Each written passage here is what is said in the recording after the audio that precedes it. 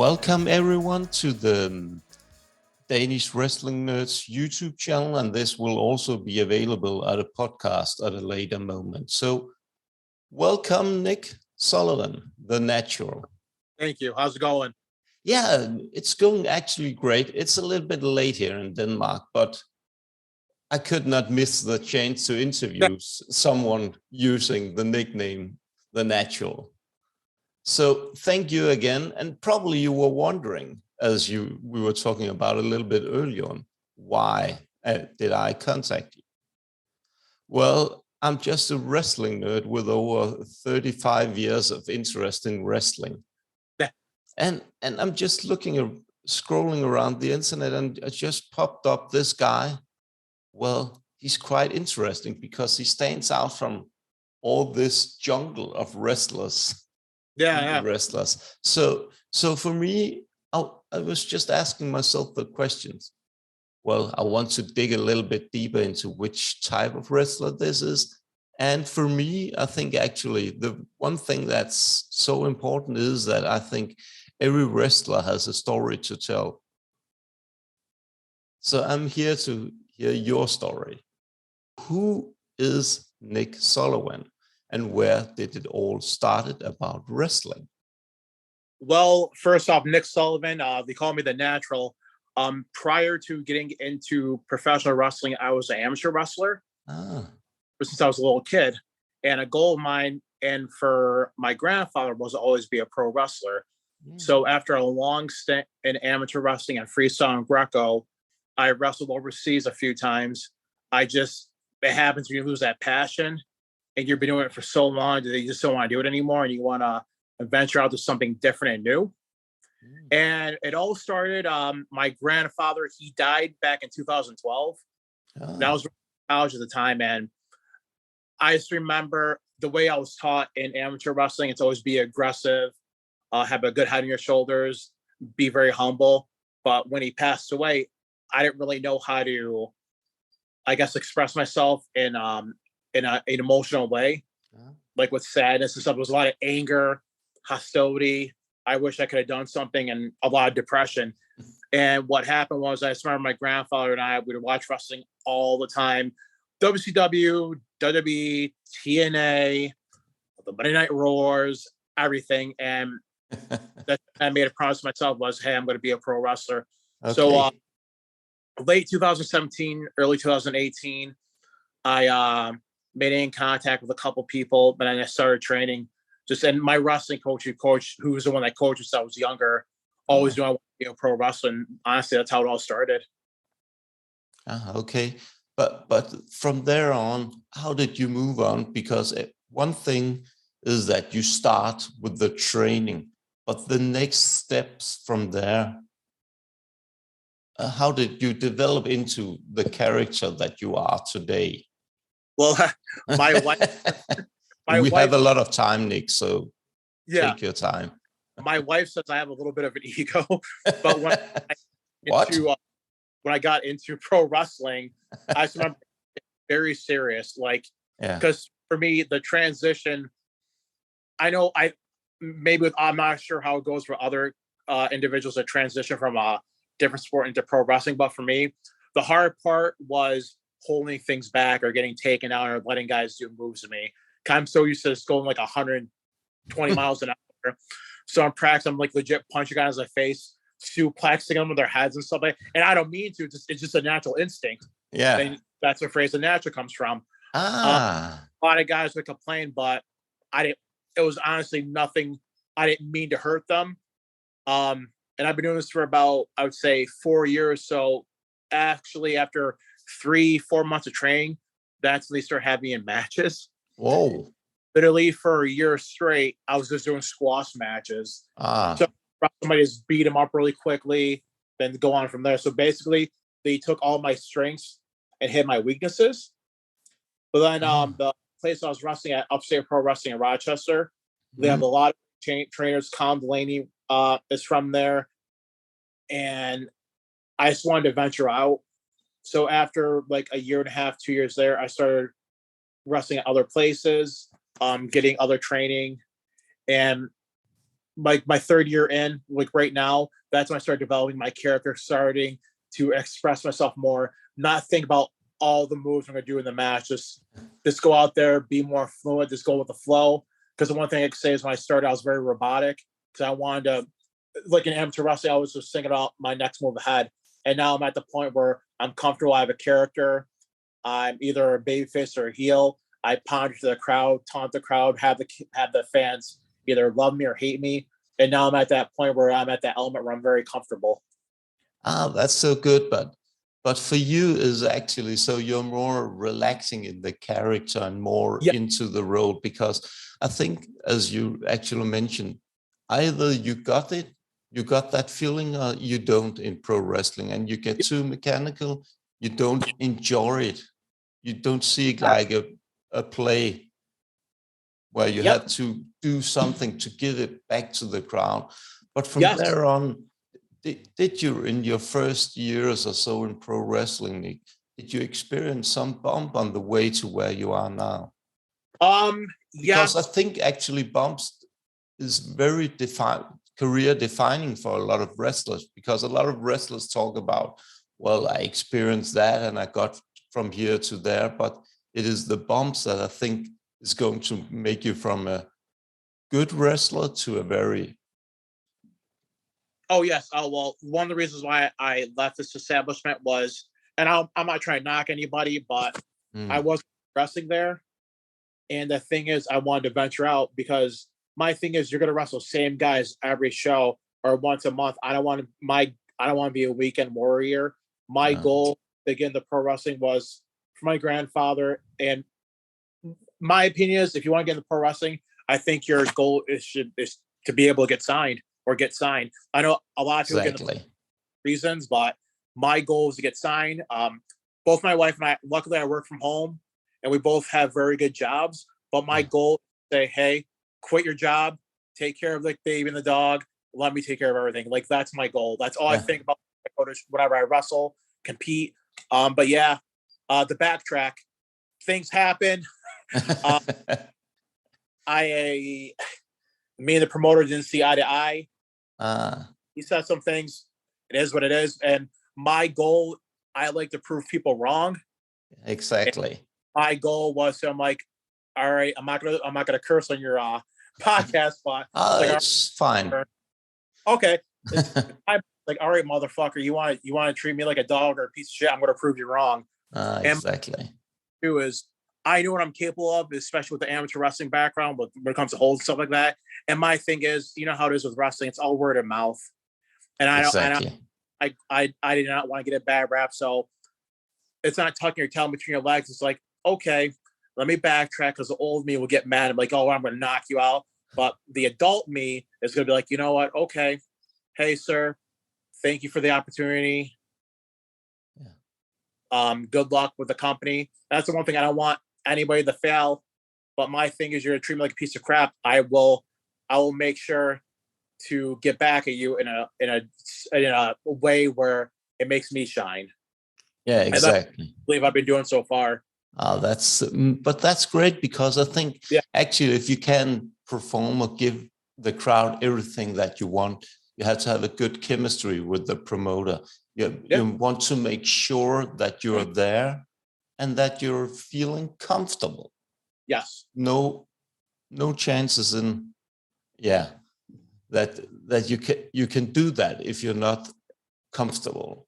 So where did you move on from that? Because honestly, I did a little bit of digging, but for me, these interviews here, I just wanted to like being sitting on a couch beside each other's, just talking about wrestling.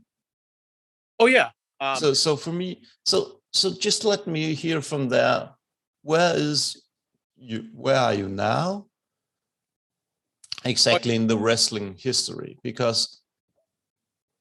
Okay, so I started, because where I live in central New York. So here in Rochester, we have Rochester, Binghamton, Buffalo, and where I'm from, Syracuse, New York. So I started out locally to the other promotions. And for example, Empire State Wrestling, which is in Buffalo, which is a very, very hard company to get into. and I had the opportunity to wrestle there. Oh, So nice. yes, I started doing a couple matches there. That's to Excite Wrestling in Binghamton. But then I had the opportunity. My big break was about, I would say, 2 years ago, where I did Chinlock Wrestling, which is in Kingston, Ontario, because we're so close to Canada. And when I did amateur wrestling, I would always do the Canada Cup and do the Canadian Nationals. But besides that, I did a show in Kingston, Ontario for Chinlock Pro Wrestling. I actually contacted the owner originally, and I said, "Hey, I'm not that far away.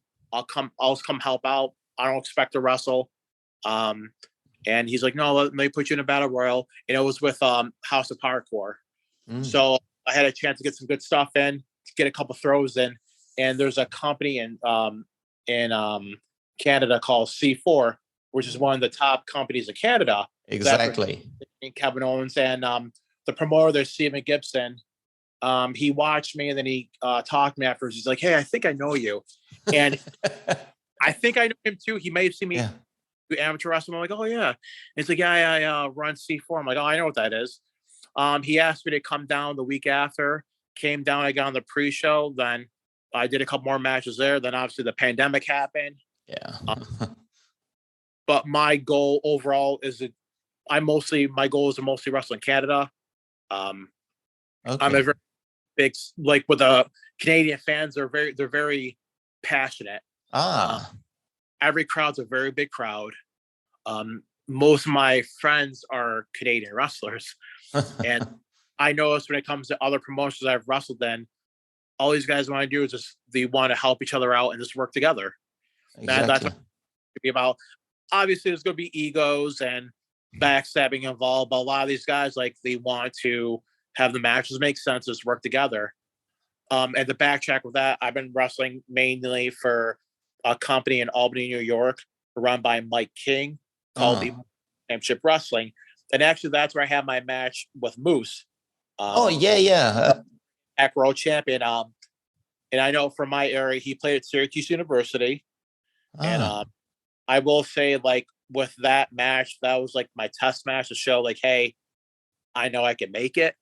And him and I had a banger of a match, and I picked his brains after. And it's pretty cool because him and I both started the same way, starting doing pro wrestling late and just progressed from there. And I'm hopefully him and I do get a rematch, but just that match definitely proved like I have what it's worth to get signed.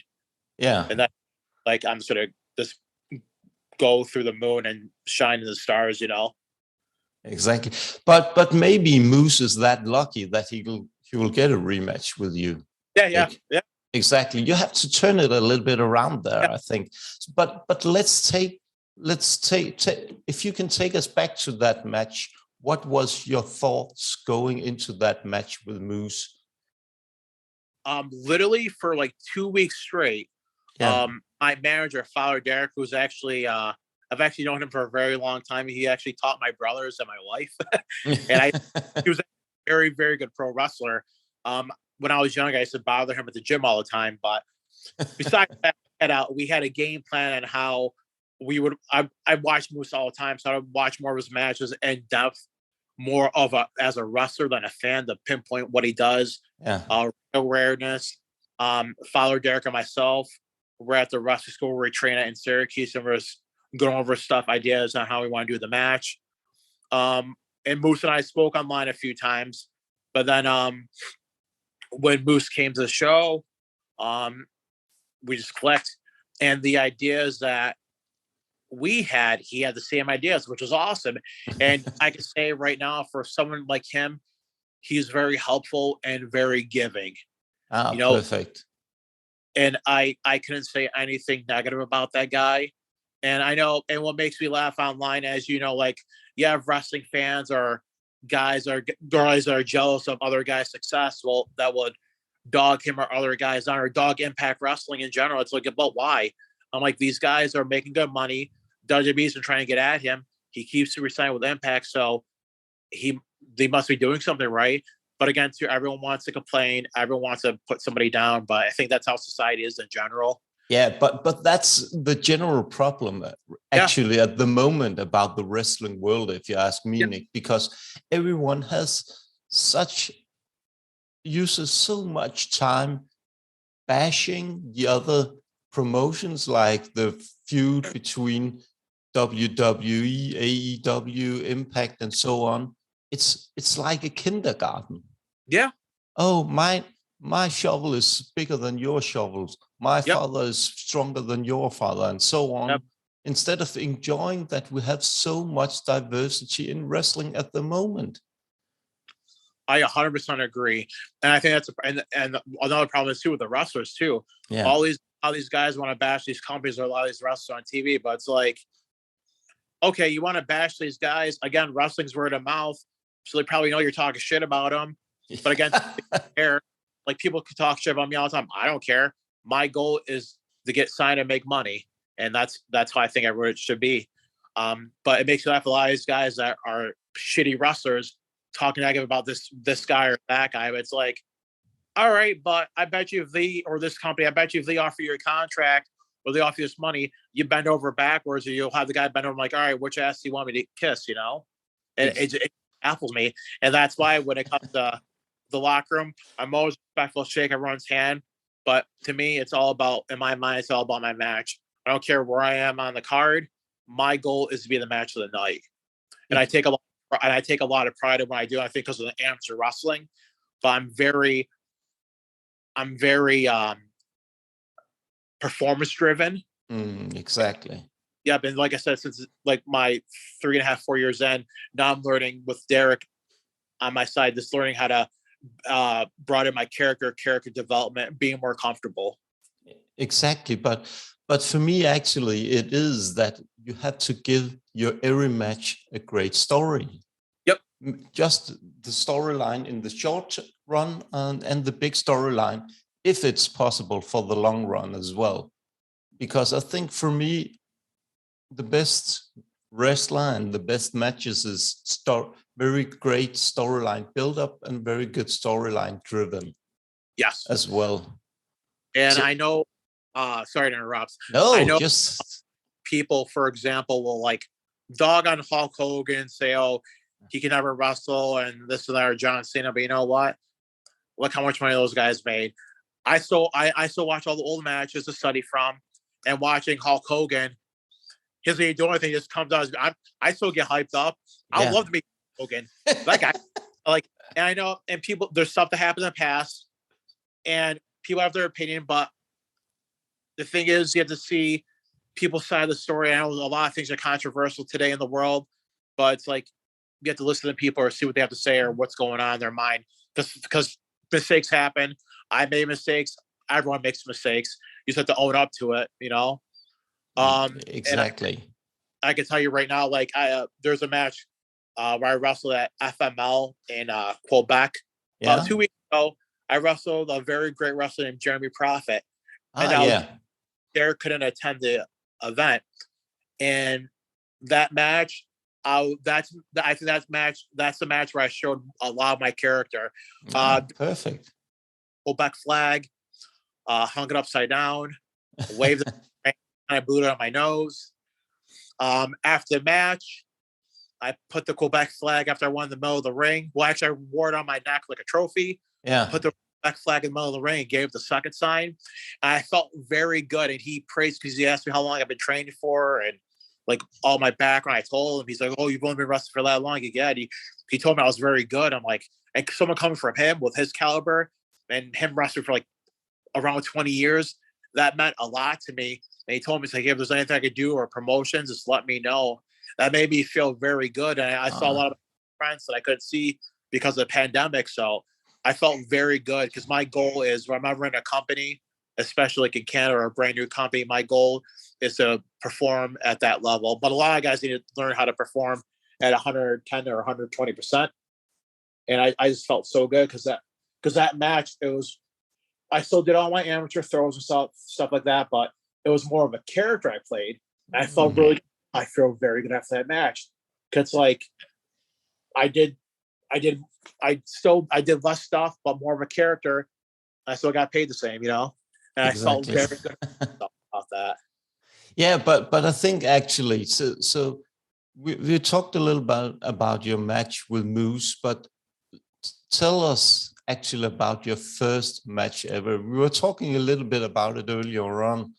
Oh yeah, Nick. oh yeah, yeah, yeah. My first match ever, it literally lasted probably a minute. Whoa. Yeah, it was very stiff. It was a squash match. The match starts where I grabbed the guy, I threw him around the ring. He gave me a couple kicks. I dropped to one knee. He runs. I give him the Vader. I pick him with the big ending. Yeah. 1, 2, 3. And that's it. And I think about it now, like the way I'm training now, I'm mixing more of my grapple. Like I'm still doing my grapple. I'm mixing more in depth of the character.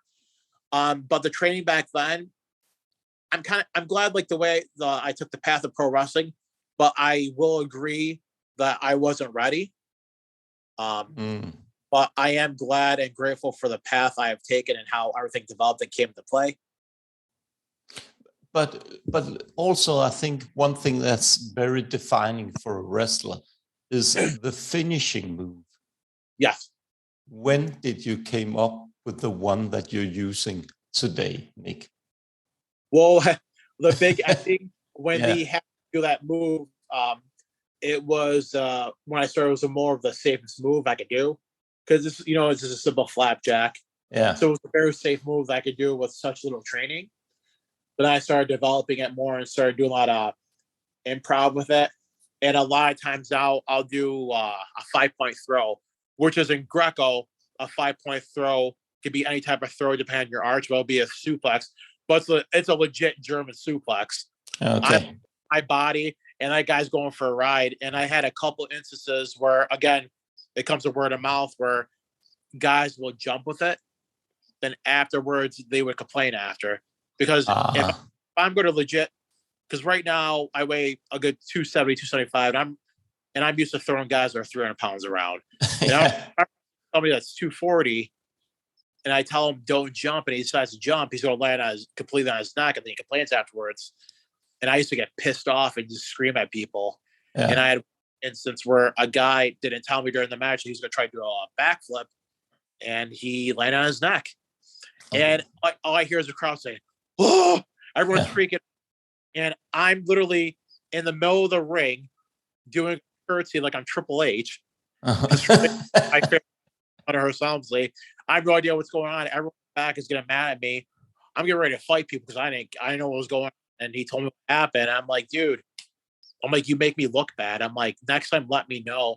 But I think that's a lot of disconnect with a lot of guys. A lot of guys want to get their shit in. I will admit, a lot of stuff is very cool. I can't do it, but a lot of guys want to get all this stuff in, but there's no storytelling. Yeah. And they'll do without letting me know, and the guy gets hurt. Okay. Or both parties get hurt. Okay. So what is your take on the wrestling world at the moment? The promotions, give us a little bit of insight for the promotions now. Are they good at working together, or is it small kingdoms fighting each other's? Now, are you talking in essence of like WWE? No, I think in the indie where you. Oh, indie, okay. Yeah. Now, with my experience, especially with the Canadian promotion, everyone wants to work together because it's all the up and coming guys that all wrestle in the same area all over Canada that used to work with guys like Josh Alexander. Oh yeah. Yep. Sonny Kiss, like Josh Briggs when he was before he went to NXT. Like a lot of these young guys, including myself, we have the opportunity to work with all these workhorses that are in the top tier indies or sign with Impact or AEW. Like Evil Uno or Stu Grayson, who just got released, and which is really shitty because he was a great worker, and I hope he gets back in the limelight, but he'll be fine. But yeah, everyone wants to work together. I haven't every Canadian promotion I've wrestled in, and will be wrestling in the future. Everyone's down to earth. I know everyone in the locker room. Everyone wants to work together from the pre-show match to the very final match. Everyone wants to try to up each other, but in a positive manner.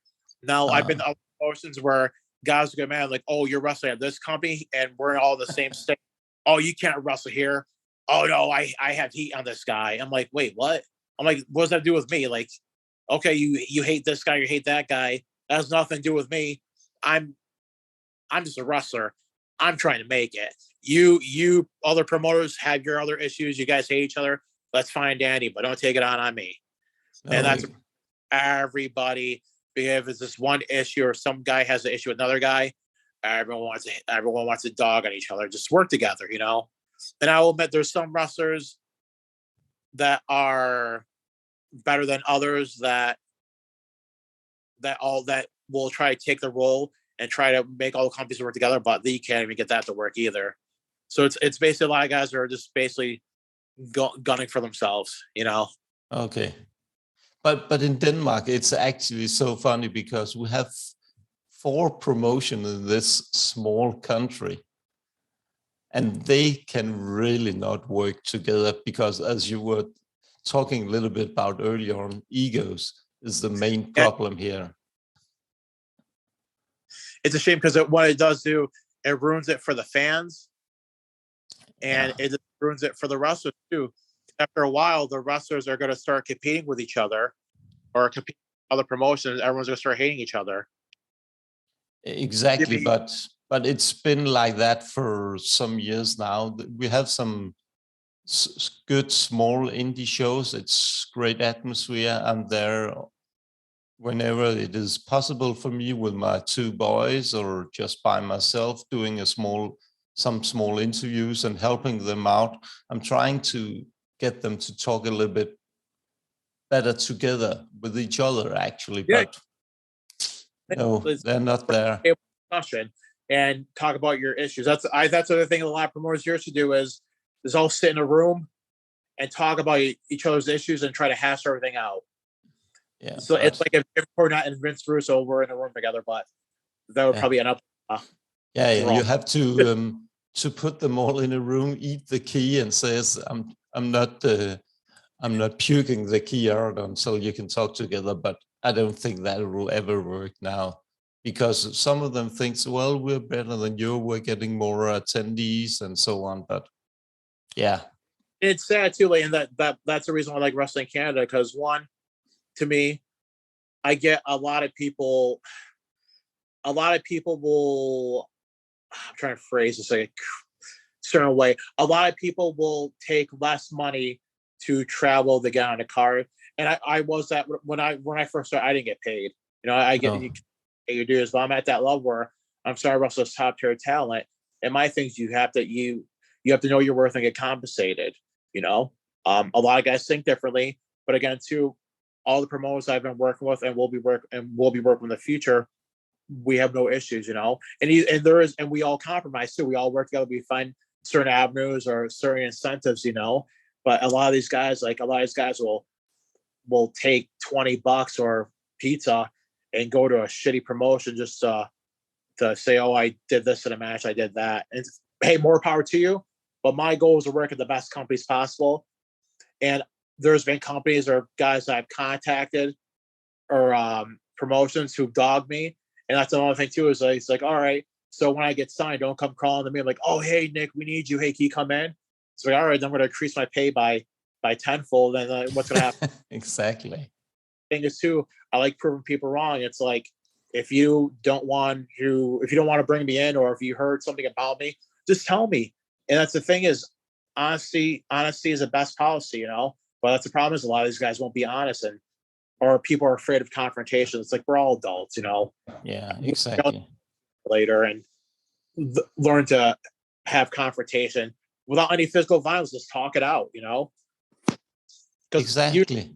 Pro wrestling is like a lot of these guys claim to be tough, but 99% of the time they aren't as tough as they seem to be.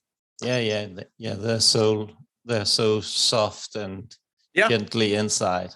But I think honesty is actually the way forward, and it's always the best answer to everything. Tell them to their faces what you mean, what you think, and from there on, it will be probably better in the end. Oh yeah, like I've had a lot of guys get mad at me because, like, if I wrestle somebody and I don't think the match is good, I'll I'm like, hey, the match sucked. Oh, it was. I'm like, no, it wasn't good. I'm like, let's not kid ourselves, you know. And they get off like, but why? It's like, I'm not saying it's only your fault. Like I did stuff too. It's like if I could be a big douche, like, yo, you suck, you should quit, you know. But I'm not like that. But if there's somebody that's really bad that acts like an asshole to me, I'll speak my mind. Yeah, and why shouldn't you? Actually, yeah, that's the problem. Is so many guys are so scared. It's like, but why? It's like, and my thing is too, like if guys are gonna fire Duke it out, do it in the locker room, have people surround, a couple punches here and there, then shake hands afterwards. You know, either drink beer, or drink water, or get some food. You know, it's just for adults. You know. So actually, before we could actually go on and talking, I just had this feeling actually just by when we exchanged words through Twitter. It was actually quite good chemistry, but we have to go a little bit deeper into Nick Sullivan now, and it's really getting serious now, Nick. Yeah. No, just kidding. And but word of mouth is going around about you, Nick, and this is actually that you have met some superstars from WWE, one that's recently changed from AEW to WWE, and he has dyed his hair and he's called Cody Rhodes or something like that. Is there something into that, or is it just word of mouth, Nick? I actually had a chance to meet him before. I've always been a fan of his work because of Dusty Rhodes, because Dusty, I was saying, Gold. I think Gold is one of the best gimmicks ever. Yeah. People hate it. I'm not sure if Dustin really likes the character, but you know what? Watching all the old Raws now, that character, that was gold, and no pun intended, gold. That's why it was awesome. Meeting Cody briefly, he had a chance to talk to a lot of us in the locker room, but he was very serious. Like he had a chance to watch everybody from the balcony, but he was going over his match that night. But the little brief interaction I had with him, very nice, very respectful, just very down to earth, and just an all-around great guy. And just watching him wrestle, he makes everything look so easy. That's another guy. People talk crap about him, and when he was in AEW, because all the feuds he's been doing, then he's back in WWE, and people make fun of his gimmick. But why? I'm like that guy. His goal, what made me laugh was the whole when people made fun of his promo about ending racism. I'm like, you know what? If that's how he really feels, that's how he felt at that time. You know, he takes acting classes. He really ups his promo game, and you have to respect that. And he's a great wrestler. Yeah, he is superstar. I still think he should be AEW champion, but I know the way he did that whole storyline and how he didn't want to go for the belt. My opinion, he still should have been champion, but I can't wait to see him and Roman Reigns go at it because I think that'll be a great match. Yeah, exactly. I'm looking so much forward to that match because the build-up is there. It's just a matter of time when they want to push the button for that match. And someone like Cody Rhodes and Roman Reigns, it's a love and hate between fans of those guys. It's damn if you do, damn if you don't. Roman becomes a heel. People get mad at him. People cheer them. People get mad at him because he cheats. It's like you want to be a heel for the past 5 years. He's finally a heel. The guy looks like $1 million. He's a movie star. Yeah. Cody Rhodes, he goes from AEW to WWE. He's treated like God, and people still get mad, and there's that disconnect. But again, too, fans want to complain, and wrestlers alike. Wrestlers aren't even starting to complain about it. It's like, man, if you were in their shoes, you'd be thinking a lot different. Exactly. But I think again, that's the problem with pro wrestling. Why not enjoy every product that you can get? It's different. Yeah. It's AEW, WWE, Impact, so on. But New Japan Pro Wrestling and so on. There's so much good wrestling around. Yes. And I cannot get enough. Actually, the only challenge for me is that every good pay-per-view is so late in the evening. Oh, I know, because isn't it on like early hours of the morning, right, for you guys? No, it's actually like this now. It's 1:00 at night actually now. So It's totally dark outside. So, Oh, wow. yeah. So for me, yeah, sometimes I stay up late with some of my friends actually to watch some of the pay-per-views, but it's just such a joy for me to watch wrestling actually, because Yeah. I watched it for 35 years now or something like that. So, and I still cannot get enough of it. So, so I'm still here. And for me, it's like, I want, with this podcast here and with the YouTube channel, I just want to bring my joy for wrestling out to a lot of other people's, and also to get people's eyes open to there's so much great talent out there. Yes. And that's is actually why I wanted to talk to you and why we're sitting here today, because I want to try and cherry pick some of the talents that a lot of people in Denmark and actually in Europe as well do not know yet. But I think they will know Nick Sullivan eventually. Thank you. Yeah, I think so. I did freestyle Greg in Utrecht, Germany, so I've been to Germany a few times. I love it. Yeah. But you should actually come to Denmark as well. And if you do, Nick, just hook me up and let me know if you're coming here with just by yourself or with your family and so on. You can always stay at my house. I have a lot of space. Most definitely. Thank you so much. So yeah, there's a lot of space on beds, and I live actually quite close to the sea as well. So oh, awesome. Yeah. So actually, I'm also, oh, well, I think the time is up now, so maybe we'll just continue and I'll just set up another meeting. But actually, I'm considering going to WrestleMania next year in Hollywood. Really? Yeah, in Hollywood with my youngest child. He's 10, so. Now, how does it work for the? Because will the tickets be more expensive for you guys, or there's package, right? Like a whole travel package? Yeah, I think I'll arrange my own actually instead, because it's a dream for me as well. I've never been to a WrestleMania show. Yeah. So, and I think because he's such a great fan of The Rock as well, if The Rock is going to show up at a WWE show, it's next year in Hollywood. That'll be awesome. Yeah, that would be great. For such a short period of time of him wrestling, and for how much that he accomplished in such a short period of time of being a pro wrestler. Yeah. So you have to respect that. And the guy's the biggest movie star in the world. Yeah, he's the best paid. So, yeah. So actually, that should also just put everything in perspective for every wrestler and so on. If you can really make it. Yep, take it to that next level. Yeah, actually. So what is, Nick, what will the future bring for Nick Sullivan? The future will bring for me is my overall goal is to get signed with Impact. Just because of I have a young son that I want to be around when he grows up, and obviously WWE and AEW schedule, they're a lot different. But again, too, if I get the opportunity anywhere, I will take it. And I believe I will get the opportunity, just especially with the talent roster and the talent I'll be working with currently. And this my goal is to shine, is work with the best of the best, and whether it be in Canada, the US, or overseas, or in Denmark. My goal is to work the best of the independents and guys are already signed, is prove my worth and show everybody like I am the natural, I am the best wrestler that there is, and no one's going to stop me.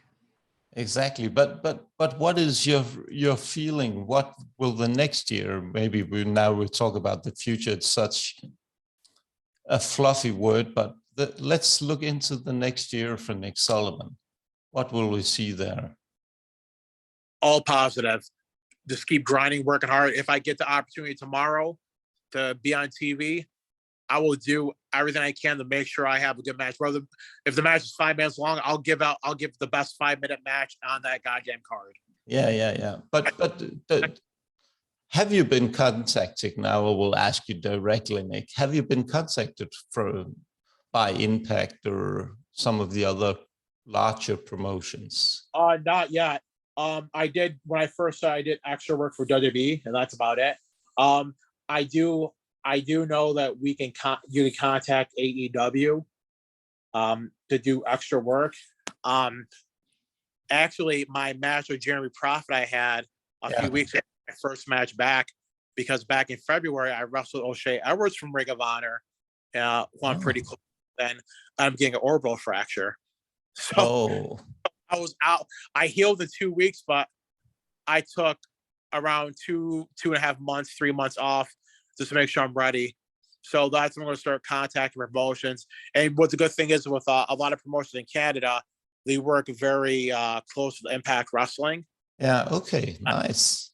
So that's a big benefit for me, especially the promoters that think very highly of me. So it's a win-win situation. So your goal is actually next year to get a little bit of breakthrough in Impact. Yes. Yeah. Just again, like I said, like the talent roster, and a lot of people dog it, but again, too, why?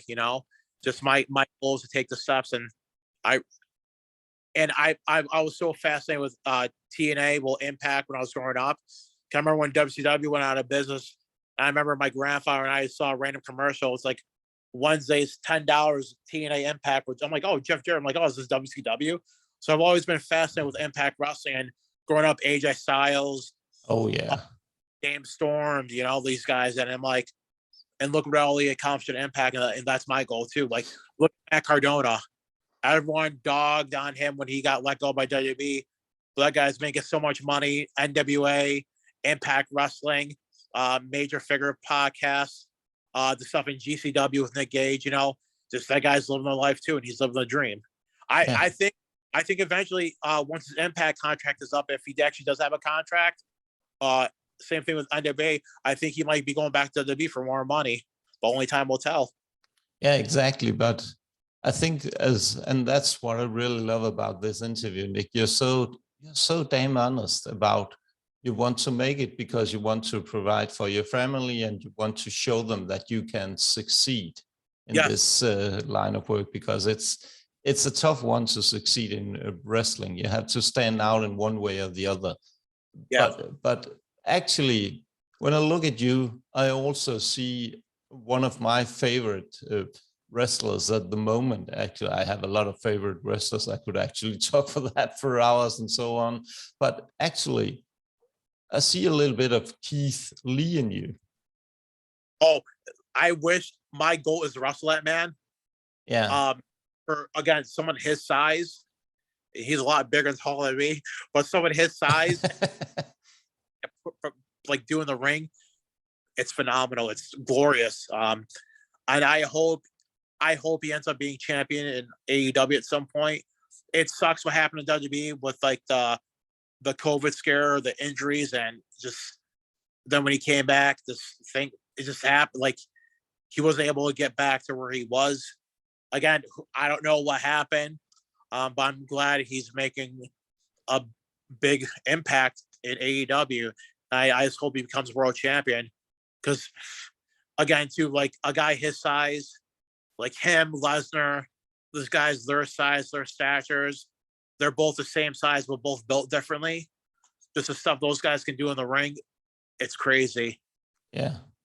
I'm so impressed with Keith Lee, the athleticism that he shows when he wrestles. It's out of this world. And I really like that he's now calling himself Limitless, because I think it's quite spot on for Keith Lee, actually. Oh, yeah. So I know for a fact, if he pounds me, my big ass will fly in the crowd. Wait, and that's something my wife hates about wrestling all the time, because I always but she always knows about my bookings and all that. Yeah. She knows the excitement. But my goal was to, if I ever get a chance to wrestle Keith Lee, is if we're on the outside, is I run, he pounds me, and I fly in the crowd. Yeah. Because my parents go to my shows, and I always tell my mom, like, hey, if I ever get a chance to wrestle me, he hits me, I fly in the crowd, catch me. Okay. So, yeah. Yeah, exactly. Like either you might get up, you may not. Yeah, but yeah. He's someone I have a lot of respect for, and like he's a fantastic wrestler. And I just hope, and he did very well in WWE, and I just hope that in AEW he does the same. Yeah, I hope they will build him up right. So yeah, so he will get his spot when it's time, because actually, you also have to be honest, actually, Nick, because there's so much great talent in AEW at the moment. But Nick, your dream match, if you could pick any wrestler now, that's actually, let's take it in 2 steps then. If you could pick any wrestler from the past that you want to wrestle, who will that be? And the second question is actually, which wrestler is wrestling across any promotion would you like to wrestle now? Let's take the first one. Shawn Michaels. Yes. Shawn Michaels was my favorite wrestler. It was always a feud between him and Bret Hart, or him and Stone Cold. Shawn Michaels, I remember when they used to come to Syracuse all the time at the World Memorial. I used to go to every show. I used to have the Shawn Michaels glove, the hat. I remember the one time I got in trouble in school. My mom didn't give me tickets. I got mad and I cried. I remember when he came here in 2008 when Edge won the Money in the Bank. They wrestled, and just imagine me, a Jack's teenager, hugging Shawn Michaels after he wins. I'll never forget. I wouldn't let him go. For like, I would not let him go. Because to me, it's like he was my childhood, the new generation. Like, he was professional wrestling. I remember I liked Stone Cold, but I remember when Stone Cold beat him at WrestleMania 14, I was so mad. But then I remember being a little kid, Shawn Michaels had to retire, but then Stone Cold next night was a good guy. I'm like, oh, I like Stone Cold now. I remember every year Shawn Michaels always teasing about coming back. I remember when he came back at SummerSlam 2002. I'll never forget. I was in the living room, and when he came back and he won, I was so excited. I wanted one of the super kick, but he won the roll up. And when he got hit with a sledgehammer, I ran to my room. Oh, I was so upset. So no, 100% Shawn Michaels, just because, again, too, people have their opinion on him, but he's a guy that Mr. WrestleMania puts on matches. He even made jobbers look good, you know? And he's the type of guy that can carry, I feel like that can carry anybody, or no matter what. Now for current, I would have to say either Daniel Bryan or Roman Reigns. Roman Reigns is, again, the top dog in WWE, and wrestling Roman Reigns, that's when you know that you're the best.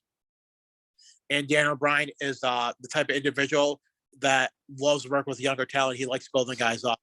And I always been a big fan of Daniel Bryan, and I know that him and I could have a pretty stiff match. And he's somebody that he lived the, I guess you could say, the American wrestling dream. He came in WWE, indie talent, Ring of Honor. He got let go. Then he came back, worked his way up. Literally, the crowd and everyone around the world basically put him in the main event picture for the Yes movement, even though he was a world champion prior, like a couple years prior, with CM Punk. But the Yes movement really solidified his character status in WWE. And what he proves is he's not a big guy, but he can work. He works hard. He's very stiff, and he could go. So he's someone I would love to work with, and I know he could bring me to the next level too as well. Yeah, but that's actually a lot of wrestlers that I talk with is always mentioning Daniel Bryan. Yep. But also in my eyes, he's got something special. He's great at developing his character. Yes. And like that. Sorry, Nick. No, you're okay. Yeah. Actually, the current thing that he's doing, the Blackpool Combat Club, actually, again, some people say it's a stiff gimmick, a dumb gimmick, or something like that. But I think it's great, because I think we're now seeing another side of Daniel Bryan. Yeah. And like what I know, when it comes to pro wrestling, when I talk about charisma and stuff, it's all about facial visuals. Like, especially when you put on a hold or doing something in the ring, yeah, maybe everyone in the front row can see you, but can everyone in those bleachers see you? It's all about presence and your visual to have to engage everyone, whether it be internet, TV, computer, all in the arena. Just once you see your visuals and the way you express yourself, you have everyone hooked. And speaking the stable he's in right now, and it makes me laugh because I feel like people forget how William Regal used to be in WCW. Yeah. Like William Regal in WCW, like he was like an aristocrat type gimmick, but he was very stiff for the ring, and he put on some great matches, especially with Steamboat, Fit Finley. Like he was having great matches. Exactly. But it's such a great thing that they actually bring him back, and giving him a chance to shine a little bit more before he actually, and also actually if AEW is using him to develop some of their talents as well. Yeah. And another person too, like a lot of people didn't really consider being part of that group, was Moxley. I know William Regal worked very close with Moxley and Daniel Bryan throughout their career, so it's like, why not? I know Moxley's gimmick is a lot different than a lot of guys and gals, but it works well with Regal because he's very stiff. I know a lot of people question his wrestling ability, but you know what? The crowd loves him. Yeah. You know? He's connecting with the crowd, like, and that's how it is. All that matters. If you can connect with the crowd, you could be a shitty wrestler, but if you connect with the crowd, you're gonna be booked all the time. And sort of the backtrack, I know I listen to kayfabe commentaries a lot, like all the old stuff with Sean Oliver. Yeah. And listen to Kevin Nash. I laugh because a lot of people make fun of Kevin Nash to talk about his wrestling ability or how he only does 5 moves or whatever. But the thing is, the guy's legit 7 feet tall, 300 pounds. He's not fat. Oh. And yeah, okay, maybe his title run in 95 wasn't up to par, but he was having great matches. But again, too, there wasn't that good of a talent there for him to work with, so he could only do so much. But you know what? Look at him in WCW. That guy oozed charisma. The NWO, the Outsiders, him and Scott Hall, like, as bad guys, they were cool. And like, you watch it, I'm like, yo, this guy's awesome. I listened to Kevin Nash's interview. That's what I can attest when it talks about, it's about the money and the miles. And he even, a lot of guys take it so seriously that they don't care about the money. But again, so you have to think about it. You're providing for your family, yourself. So you have to think about the money. Yeah, you have to. And again, Nick, honesty, both to the outside that are watching you, but also to yourself. Yeah. Everyone wants to earn a good buck. Yes. They're not in it for just their blue eyes and a smile from the crowd. They want to earn some money. Let's be honest. Yep. And like when I first started, I wasn't there to make friends. I was there to work, but luckily I had the opportunity to make a lot of friends along the way, and a lot of people's respect. So that makes me feel good. Or my goal is to prove myself and prove people wrong, and I believe I've done that so far. Yeah. You, and I'm going to follow you closely. Actually. Thank you. Yeah, well, for sure, because that's, for me, I want to see if I actually could have found some needle in a wrestling world haystack. Because actually, I think actually you have great potential to go a long way. Thank you. So, and the one thing that I think that benefits me, and I've been told this all the time, is because of my amateur wrestling background, because I know how to do certain throws and certain moves, and if I have to shoot on somebody, I can. But I see, and again too, I see guys on TV, and it's like, yo, how the hell is he on TV? Or I've done shows with the guys that are on TV. Yeah. And I'm like, this guy, I've never heard of him before, because people are like, oh, you're not a real wrestling fan, you're not a real wrestler. I'm like, I know what wrestling was until I became a pro wrestler. Oh. I never knew it was called independent wrestling. I was used to ECW, WCW, WWE, TNA, FMW in Japan, All Japan, New Japan, Pro Wrestling. That's all I was used to watching. So I never knew it was really independent wrestling. Like, I never knew that's how you became a pro wrestler. I literally thought when I was little, you go to college and you become a pro wrestler. That's really how that's how I thought it worked. I didn't know. I never knew there was a thing called a wrestling school. Then when I found, I'm like, oh, this is awesome, But again, to it, with my 3.5, 4 years in, I learned how to tone it down, especially when it comes like the character development, broadening that, but like the stiffness, like the way I work, I'm very safe, and that's all you have to be. Like, you have to have your opponent trusts you. But again, to having guys like Jeremy Prophet, Moose, O'Shea, like these top tier talents that say, oh, you're a very safe worker, oh, you work really good, or a Cheech, a Colin Delaney, it's like, okay, I must be doing something right. Yeah. So I'm playing how hard I work, then all right, then you Russell Moose, somebody like that, and you have their opinion, you know. So this makes you feel good, and this makes you want to keep going harder and harder and harder. Yeah. But actually, Nick, one thing also, you were earlier mentioning a little bit about WWE and your connection to that promotion. So what is the story about you and WWE? Well, literally when I first started, I signed up to do extra work, and I got picked to do extra work, and it was a very good experience. It's very professional. Like, you get to see everything. Like, I got there early for both Raw and SmackDown, and I just watched how the production works, how they put the ring together. It's just very fascinating. I had a chance to speak to a couple guys, try to pick their brains, but again, too, you're told not to approach people either. But I was very respectful. But if somebody came up to me and say, "Oh, hey, how's it going?" or "What are you doing?" and then that's when I start talking to somebody, you know. Exactly. So I'm always very respectful and just do what I can as to watch and help out. And I signed up for the Performance Center, have been denied, so that I still take that as a positive. And from me wrestling back then to now, I progressed 110%. So, and just like you, there's so many wrestlers in independent wrestling. But again, too, I respect what a lot of guys do, but it's a lot of cookie cutter. Like, there's a lot of guys that do the same stuff, and yeah, it gets a big pop and everything, but there's no storytelling or how are you going to feel in the next couple of years, you know what I mean?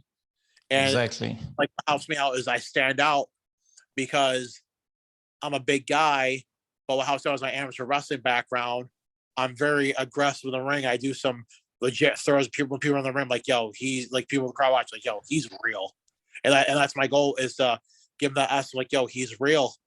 But again, too, I'm developing that character where I want to be cocky. I want to pander to the crowd, have people hate me, or have people throw food at me, or have little kids say, I hate you. I'm like, oh, I hate you right back. Yeah. So I'm very comfortable in my skin when it comes to professional wrestling as a character. And I'm glad I'm able to develop that. Like, the one thing I can say right now is, obviously, Gable Stevenson, he signed with WWE. I know his brother wrestles on NXT. I know a lot of people are saying, oh, he has no character, or he's bland, or he's not gonna last. Or a lot of people try to compare him to Kurt Angle. And that's the thing is, like, instead of comparing him to Kurt Angle, compare him to the next Gable Stevenson. Like, Kurt Angle, met him a few times, picked his brain. To me, one of my favorite wrestlers. That's another guy I want to wrestle, is Kurt Angle. Just, he was able to take his amateur wrestling, and he's a rare guy that was able to pick it up so quickly. But he's another guy too, like the way he was trained and the Olympic style level, he was just so used to boom, just click with it. But then he was able to put in the comedic aspect, and look where his career went, you know. And I just hope people give Gable Stevenson his chance and just let him shine, because obviously he's a very good Olympic wrestler, NCAA champion, Olympic champion, and people are gonna dog shit on him. But why? You know, yeah, again, always have something to complain about. It's like, that guy, if he wants, the guy can go in the crown, grab you by the neck, and just throw you around. Like, give the guy a chance. He had like maybe a few appearances. But again, too, it's all new to him too. You know, obviously he was on the big stage in the Olympics and the NCAA's, but now it's pro wrestling. Give him a chance. You know, give him a chance to shine and develop his character. I think he'll do great. But sorry to go off. But that's another. No. That's exactly what I wanted you, that you feel so comfortable that we're just talking like that. But I think actually it's quite interesting, Nick, because actually I've watched Gabe Stevenson as well, and I think also he will probably bring something new to pro wrestling. Like, look at Chad, for example. American Alpha was a phenomenal tag. Yeah. And people talk about, oh, his Shorty G character, oh, he's in the doghouse, blah blah blah. But look at his character now. You know what? And people say, oh, his character ruined it. But you know what? No. he works for a company, and he'll do anything it takes, you know. And look at him now. And I think he's one of the best wrestlers too out there. And he's not a big guy either, but just because his charisma and thank you and him being a college graduate and everything like that, it's like it works. And he reminds me of a Kurt Angle. And I think a lot of these guys, and I know a lot of people want to push back and stuff like that, but it's like sometimes just take a chance, take a gamble. It's because it can mean something, especially these guys in the back. I know people complain about Bruce Pritchard or John Laurinaitis, but you know what? Or Vince McMahon, like they're your bosses, you know? I know the whole situation with Sasha and Naomi. No one really knows what's going on. The only people who know is Sasha, Naomi, Vince McMahon, Bruce Pritchard, John Laurinaitis, Triple H, Stephanie, and everyone in the company. We don't really know. The only thing we know is about what's going on in dirt streets, what everyone else is saying. Who knows what's going on? Hopefully they come back. Hopefully they're able to work something out. It could be a storyline. Who knows? But you know what? Get people talking, just like the whole MJF 20 cons scenario. Yes. Who knows what's going on? I'm like, is this real? Because MJF got like 15 times last. I'm like, oh wow, I've never seen that before. But again, too, they're building up Wardlow, so who knows what's going to happen? But again, too, it gets all the fans talking. Yeah, that incident really made the internet buzz, and I was listening to some podcast and their take on that with the MJF, and that's actually, for me, if you ask me, him and Roman is the top heel guys in professional wrestling at the moment. MJF is so in character. I just actually, it's strange to say actually, Nick, but I love that guy. Oh yeah, me too. I did a show with him, and just watching him in the crowd. So after my match, I watched his matches, but just watching him, like he did little wrestling. All he did was ponder to the audience and the guy he was going against, and the crowd. It was a very big crowd, and everyone ate it up. That's another guy too. He doesn't have to do a lot of matches. Like last night, he didn't do anything. He came out there, wore a beautiful robe, Burberry, everything to the gilt.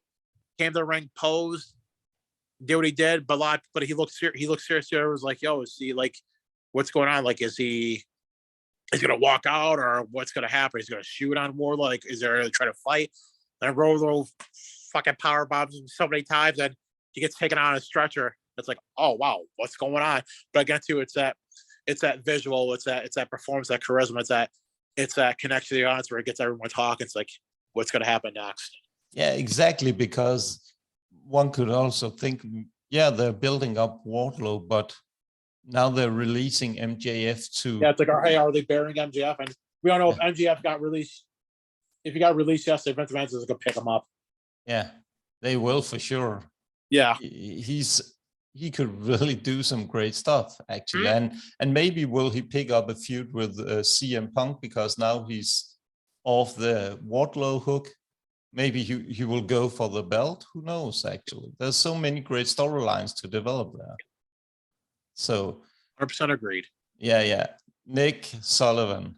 We could talk on, actually my gut feeling was right here. We could go on for hours here, just talking about wrestling. And for me, it's been such a pleasure talking to you. Thank you. Likewise.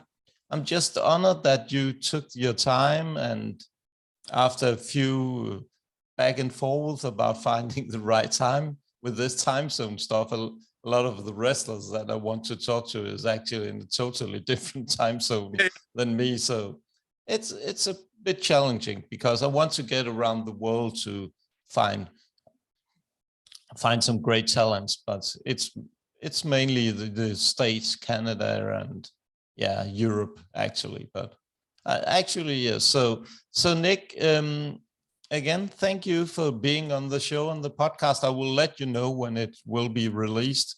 Perfect. Thank you. And if you know someone who would love to do an interview, please put them my way. If you I already have a bunch of names in my mind. So yeah. So please let them.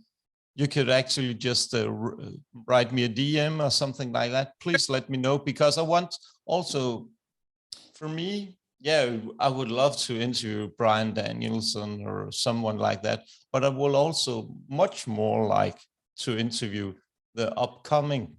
The next in line. Yeah, actually, like yourself, actually. Thank you. Yeah. So please get them to write me. Oh yeah, most definitely.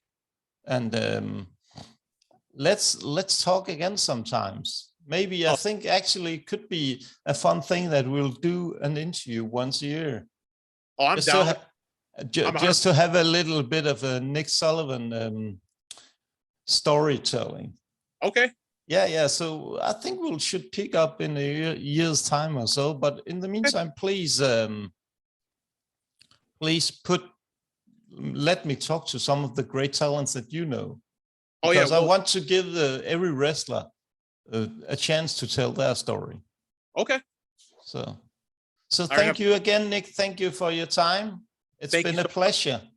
And if you have some good promo pictures that I can use, I will make some pop up both at the internet, YouTube, and so on. Please email them. Oh yeah, we'll do. Thank you so much. And if you want for me to do a little bit promotion of you and do some posts and so on, if you have a video that I should link to or something like that, please just send them my way. I will gladly help you. Okay. In any way I can. Awesome. Yeah. Thank you so much. And I will go back to sleep, Nick. Well, thank you for taking it. Yeah. Have a great time. Bye-bye. Bye. Take care. Yeah, you too.